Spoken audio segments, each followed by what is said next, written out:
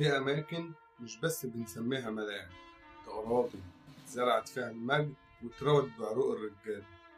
النهاردة مش هنتكلم عن لاعب، هنتكلم عن ملعب اتحفر بإيدين الناس وبقى حضن للأساطير وملاذ للأبطال.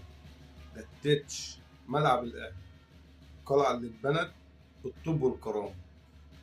سنة 1907 لما تأسس النادي الأهلي ما كانش عنده ملعب، مجرد فكرة وحلم على الورق. مفيش أرض ومفيش فلوس، بس كان في إرادة. أول خطوة للنادي كانت إنه يستأجر قطعة أرض صغيرة في الجزيرة، والمكان اللي كان وقتها صحراء بقى مهجر بالحلم الكبير. الأعضاء قرروا يبنوا ملعب لنفسهم، بس مفيش شركات مقاولات ومفيش دعم.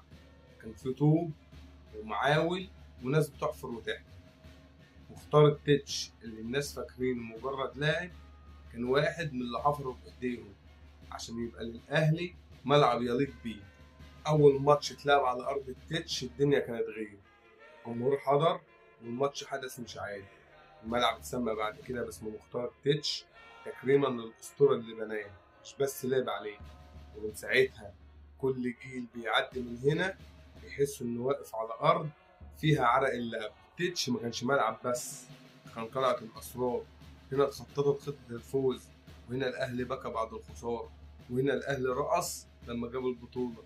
من صالح سليم للخطيب لبركات وأبو تريكة، كلهم لمسوا نفس العشب، نفس الخط ونفس المدرج. التتش مش بس ملعب، ده شاهد على ولادة الأهلي، شاهد على عظمة مش في الكؤوس لكن في الناس اللي كانت بتحفر عشان الأهلي يعيش. وافتكر دايما المباني ممكن تتغير لكن الروح اللي في التتش عمرها ما تموت. لو عجبتك القصة دي اعمل لايك واشترك في القناة عشان لسه عندنا حكايات كتير من قلب التاريخ الأهلاوي. وافتكر دايما الأهلي مش نادي، الأهلي حكاية. في النهاية الأهلي دايما في القلب. سلام.